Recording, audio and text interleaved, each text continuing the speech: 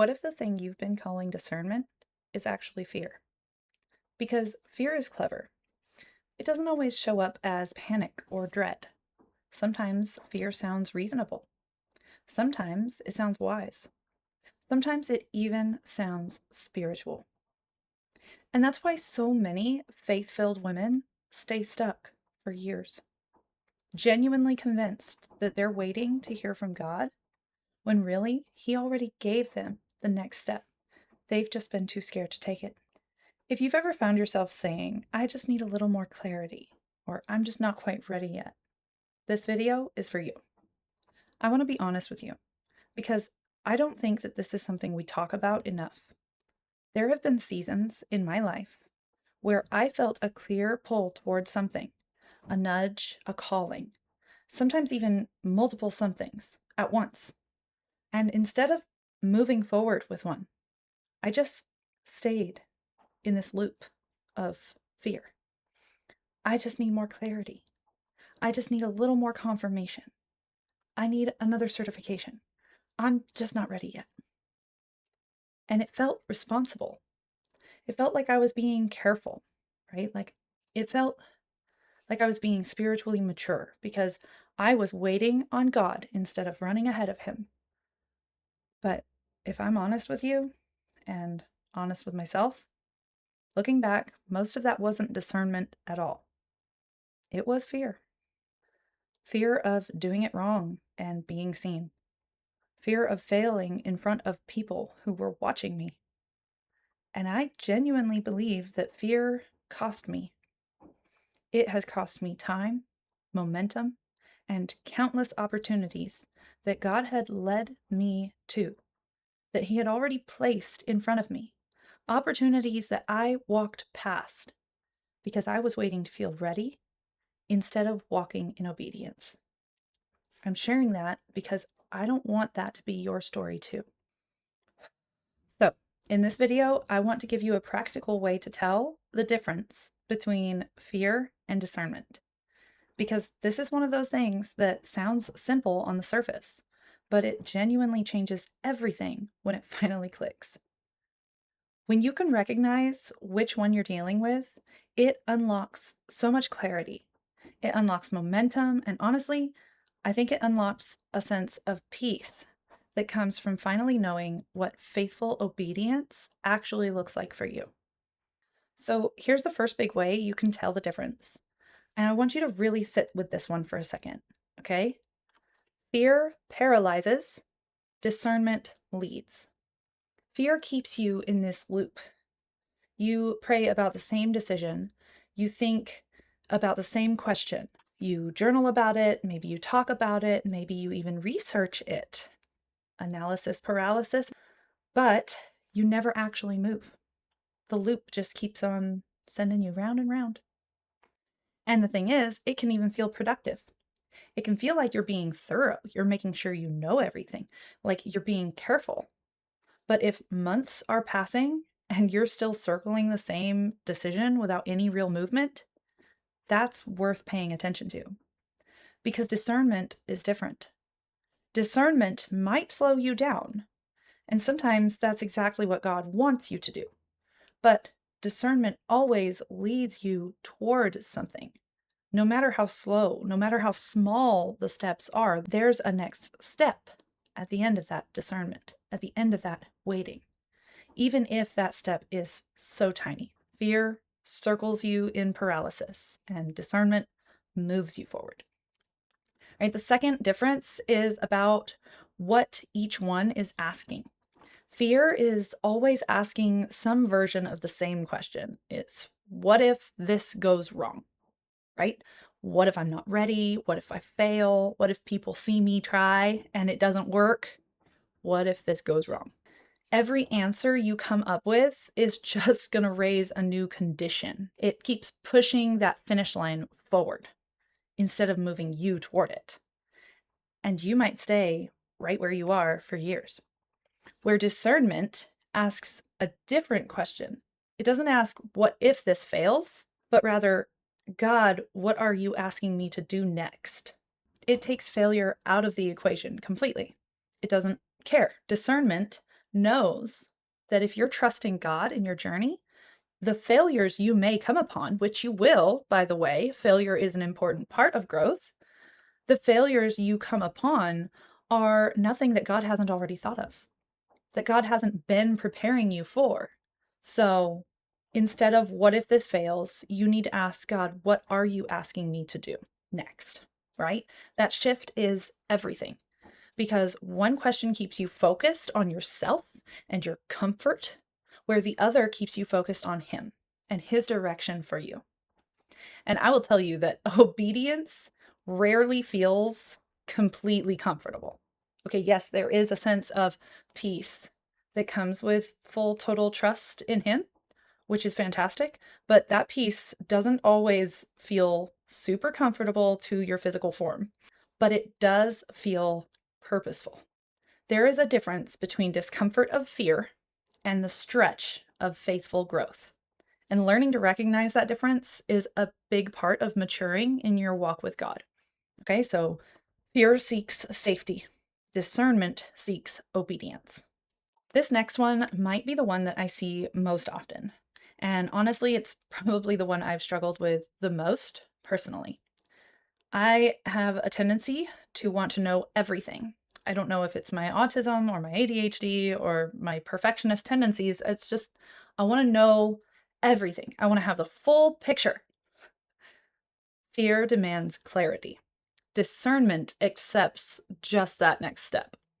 Okay, so fear says, I will move forward when I know the whole plan, when I can see the whole picture, when I know how it's all going to go, when I can see how it ends, when I understand every step between here and there, that's when I'll start walking. But how often do we really know any of that? And that's why we stay stuck in that fear. But the truth is, God rarely works that way. Psalm 119, 105, you guys may have seen in last week's content. That was the verse that I focused around because it's such a good one for this topic specifically. His word is a lamp for our feet. A lamp. Do you know how little bit of light a lamp casts on your feet? And especially in biblical times, they're talking about a lantern, right? A little carryable lantern with one single little flame. It is a lamp for our feet, little tiny light on our path. It's not a floodlight that lights the entire journey. It's just enough light for your next step. That's it. That is how God tends to lead. Because when we walk with Him in that, He knows that we are trusting Him. We know that we are trusting Him. That's the only way we could. Discernment understands that. Discernment says, I don't need to see the whole path. I don't need to see the whole staircase. I just need to take the next step that He has shown me because I know He'll be there at the one after that. If you've been waiting for God to hand you the full blueprint before you start moving, I want to gently ask you, is that faith? Is that really faith? Or is that fear dressed up in faithful sounding language? So God rarely gives us the full blueprint, right? He gives us the next step, and He expects us to trust Him with the rest. This last difference I want to share is probably the most personal one for anyone to recognize, right? It might be a little hard to kind of dig deep and see it because it lives in how something feels rather than what it says. Fear feels chaotic. It either rushes you into something that you're not sure about, or it's pushing you to make frantic decisions out of anxiety, and usually it ends up freezing you as a result, completely. And if you've ever felt that frantic, spinning, what do I do kind of energy around your decision, you know exactly what I mean. Discernment feels different. Even when the step ahead that you're looking at feels uncomfortable, even when it stretches you, which it often does, God loves to stretch us. But even when it stretches you, there's a steadiness underneath it, a quiet, settled feeling that doesn't go away even when you're nervous. Right? You can feel the nervousness in your physical body, but there's a steadfastness that comes with trusting in His guidance. That's what discernment is. Philippians 4:7 talks about a peace that surpasses understanding. It's so hard to describe that sense of peace that comes with trusting in God to anyone who doesn't have him, to anyone who doesn't fully understand, because it's a peace that doesn't actually make logical sense given your circumstances. But that kind of peace is one of the markers of spiritual discernment. Now, this does not mean that you will not feel nervous. Okay, sorry, it stinks, but there's no shortcut for us. It doesn't mean that the next step will feel easy, but underneath the nerves, there is a groundedness, and that is what you need to focus on as you step forward. Okay, so fear feels chaotic, discernment feels steady. So now that you know a few of the differences, let's make this practical because I don't want you to leave this video with just a concept. I want you to leave it with something that you can actually use today. The next time you're sitting with a decision, and maybe it's today, maybe it's about starting that new business. The next time you're sitting with that decision and you can't tell if you're waiting to hear from God or if you're hiding from fear, I want you to walk through these 3 questions. Question 1, does this thought lead me closer to obedience or further from it? This might sound obvious, but if you really think about it in your specific circumstances, it's hard to make it sound specific without knowing your question, your fear, your circumstance that you're going through, but it will help. Not closer to comfort, not closer to certainty, but closer to obedience. Because sometimes the obedient step is uncomfortable and unclear and a little bit scary, right? Sometimes we'll feel that fear. But if the thought you keep having, that thing you think you need to do, is moving you toward what God is asking, then that is the direction you need to be looking. Question 2, am I being invited to prepare or am I avoiding action? There's a real difference between a season of preparation and a season of avoidance. Preparation has movement in it. Sure, you're not necessarily doing the thing, but you are actively doing things that prepare you for that, that take you step by step by step closer to that, right? That end point, that purpose that it has. Avoidance just keeps you adding conditions, like we talked about earlier. It pushes that finish line away. And if you're honest with yourself right now, which one does your waiting feel like? Preparation or avoidance? Question 3.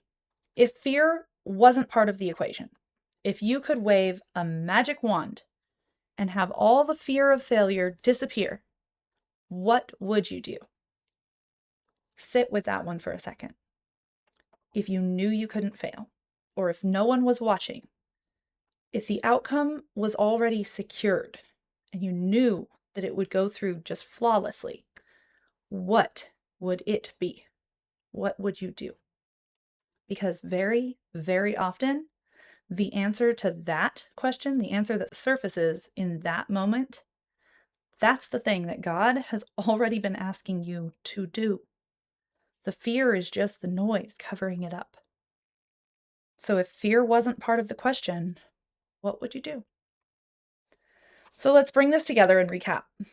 Fear and discernment can sound similar on the surface, but they lead to different places. Fear circles, discernment moves. Fear seeks safety, and discernment seeks obedience.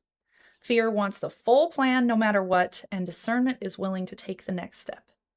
Fear feels chaotic. Discernment feels steady. And the next time you feel stuck, I want you to come back to those questions.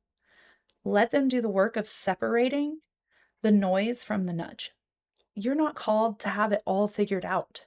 You're called to take the next faithful step, no matter how small. And I genuinely believe that that's something you can do every day. So if you're in that place right now, trying to figure out your direction, discern your next step, or just get some clarity on what God is actually asking you to build, I created something specifically for this. It's a faith-led business decision guide, and it's completely free. It walks you through the exact discernment questions that I use when I'm trying to figure out my own next step, so that you're not just thinking about it, you're actually moving through it with God. It has prayers to guide you and a bunch of information and resources inside it that will help you choose a direction and really see what it is that God is pointing you toward. You can grab it through the link in the description below. And before you go, I want to hear from you. Drop a comment and tell me, have you ever realized that something you were calling discernment was actually fear keeping you stuck? Are you realizing now after watching this video that maybe something like that's happening right now? I read every single comment and I genuinely want to know because you are not alone in this, and sometimes just naming it out loud is the first step to moving through it. If this video helped you in some way, please share it with a fellow faith-led mom who might need to hear it today. And I will see you in the next video, so keep going because you're worth it.